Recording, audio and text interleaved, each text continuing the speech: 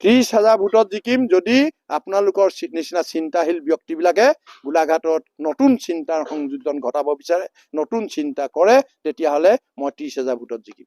প্ৰতিশ্ৰুতি বুলি ক'লে মই ক'ৰবাত উজুতি খাম, কিন্তু মই কৈছোঁ যে 25 বছৰ পিছত এটা নতুন সংযোজন গোলাঘাটবাসী ৰাইজে ঘটাব লাগে। নতুন প্ৰজন্মৰ উত্তৰণৰ কাৰণে আমাৰ যিবোৰ সমস্যা আছে সেই সমস্যাবোৰ নাইকিয়া কৰি গোলাঘাটবাসীক আগুৱাই লৈ যোৱাৰ যিটো সিদ্ধান্ত, সেই সিদ্ধান্তত অটল হৈ সকলোৰে দুখ সুখৰ সমভাগী হৈ আমাৰ যিখিনি সন্মান আৰু অধিকাৰ পাবৰ কাৰণে মই প্ৰতিশ্ৰুতি দিছোঁ ৰাইজক। সেইটোৱে প্ৰতিশ্ৰুতি যে আপোনালোকে সন্মানো পাব, অধিকাৰো পাব, আৰু আপোনালোকৰ লগত থাকি আলোচনা বিলোচনাৰ মাজেৰে মই গোলাঘাটৰ যিটো দীৰ্ঘম্যাদী দুৰৱস্থা বা চিন্তা, সেই চিন্তাক আগুৱাই লৈ যাবৰ কাৰণে মই প্ৰয়াস কৰিম।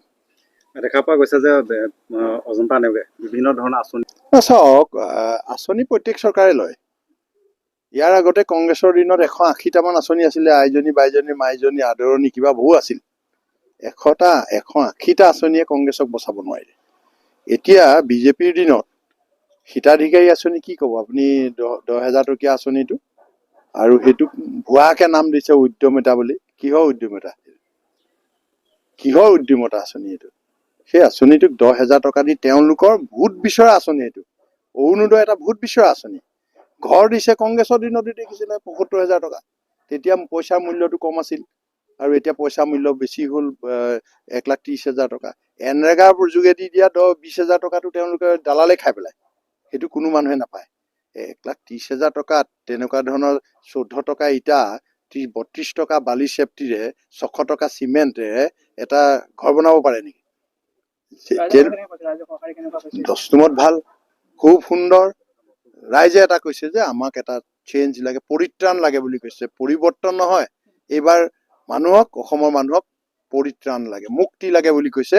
যে এই বিজেপি চৰকাৰৰ পৰা মূল্য বৃদ্ধিৰ যিটো জুই, সেই জুইকুৰা পাকঘৰত জ্বলিছে। ল'ৰা ছোৱালী, মাক বাপেকে স্কুললৈ টিফিনত কি ভৰাই দিম চিন্তা হৈছে। ল'ৰাই কৈছে মোক এইবিলাক বস্তু নিদিবা। তেখেতসকলেও একেলগে ল'ৰা ছোৱালীয়ে মিলি কেতিয়াবা টিফিন উলিয়াই খায়। আমুকৰ ল'ৰাটোৱে, আমুকৰ ল'ৰাবিলাকে এনেকুৱা আমুক টিফিনত আমুক বস্তু আনে, মা মোক তুমি দিবাচোন।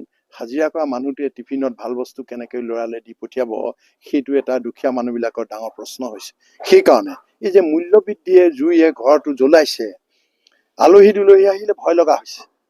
আলহী দুলহী আহিলে ভয় লগা হৈছে। গোলাঘাটৰ যিসকল ইয়াতে স্থায়ী বাসিন্দা, সেইসকলৰ ঘৰলৈ আহিলে মই বহুতৰ কোৱা শুনো যে ভাড়াঘৰ দিয়াবিলাকক কোৱা শুনো পানী বেছিকৈ ব্যৱহাৰ নকৰিবা, কাৰণ পানী পাবলৈ নাই।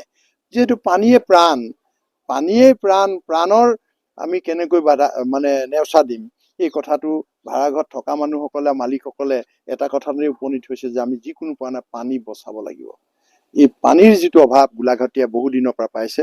এই SDC অফিচৰ ডাঙৰ গম্বুজ এটা টেংকি এটা দেখিছেনে আপোনালোকে? 15 বছৰ আগতে এই টেংকিটো বনোৱাৰ ধনৰ অপচয় হ'ল, কিন্তু আজিলৈকে এটুপি পানী তাৰ পৰা মানুহে ব্যৱহাৰ কৰিব নোৱাৰিলে। অৰুণোদয় দিছে, আৰু অৰুণোদয় এইকাৰণেই দিছে যে আমাৰ ভোটাৰবিলাকে তেখেতসকলক ভোট দিবলৈ, মহিলাসকলে দিব লাগিব। অৰুণোদয় কাক কাৰণে আহিছিলে? বিকলাংগ, বিধৱা, অবিবাহিত, বিবাহ বিচ্ছেদ, আৰু শেষৰজন দুখীয়া মানুহে এই অৰুণোদয় পাব লাগে। এতিয়া বিজেপিৰ দালালবিলাকৰ অঙহী বঙী মাহী পেহী বাই ভনী, তেওঁলোকৰ এই কৰ্মীবিলাকেহে অৰুণোদয় পাইছে। মই কোৱা শুনিছোঁ শিৱসাগৰ ফালে কোনোবা প্ৰিন্সিপালেও অৰুণোদয় পাইছে। মই কোৱা শুনিছোঁ, হয়নে নহয় মই নাজানো। মই এইখিনি খুব নিৰ্বাচনী ব্যস্ততা, মই আনে কোৱা শুনিছোঁ। মই আচৰিত পাইছোঁ। মোৰ চকু কপালত উঠিছে যে এইখনে হাই ভাৰত, হাই অসম। গতিকে এই কথাবোৰে ভাৰতীয় জনতা পাৰ্টীক ইয়াৰ পৰা পঠিয়াই নতুন এটা চিন্তাৰ সংযোজন ঘটাব যে সেইটো আমাৰ বোধগম্য হৈছে। ৰাইজে বিচাৰিছে, আৰু ৰাইজে বিচাৰিছে যে জুবিন গাৰ্গৰ ন্যায়। আমাৰ অসমৰ সকলোৰে হিয়াৰ আমঠু জুবিন গাৰ্গক তেওঁলোকে হত্যা কৰিলে। হত্যা কৰাৰ পাছত যিসকলে কৰিলে তেওঁলোকক বচাই সুন্দৰকে জেলত আতিথ্য দি আজিলৈকে তেনেকুৱা ধৰণৰ ন্যায়ৰ কথা ভবা নাই। গতিকে জুবিন গাৰ্গক ন্যায় নিদিয়া মানুহক আমি কিয় ন্যায় দিম? ৰাইজে কিয় ন্যায় দিব? দিব জানো ৰাইজে? আপোনালোকে দিব? জুবিন গাৰ্গক যিসকলে হত্যাৰ মুখলৈ ঠেলি দিলে, হত্যা কৰিলে, সেই মানুহবিলাকক আপোনালোকে ভোট দিব নেকি? কেতিয়াও নিদিয়ে। গতিকে আপোনালোক চতুৰ্থ স্তম্ভ বুলি সন্মান কৰোঁ, কিন্তু আপোনালোকেও নিজৰ অকণমান ক'ব লগা থাকে, নিজৰ এটা চিন্তা চৰ্চা থাকে। গতিকে নিজা চিন্তা চেতনাই আপোনাক হয়তো এই ভাৰতীয় জনতা পাৰ্টীক ভোট দিবলৈ অনত আগুৱাই নিদিব।